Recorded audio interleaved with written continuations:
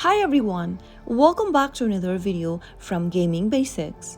In today's episode, I'm going to be showing you how to change your theme on Chess application. So to get started, open your Chess application from the app drawer and make sure to log into your account. Once you're in the main homepage, tap on the three horizontal bars located at the bottom right-hand corner of the screen. Now, tap on the theme option from the list. You can now choose from the 26 available themes or customize your own theme by selecting custom. If you choose custom, you can select different options for the boards, pieces, backgrounds, and sounds. After you've made a selection, you can go ahead and start playing your game. Apart from that, you can also choose from 26 other themes displayed on the screen. So that's how easy it is in order to change your theme on chess.com application.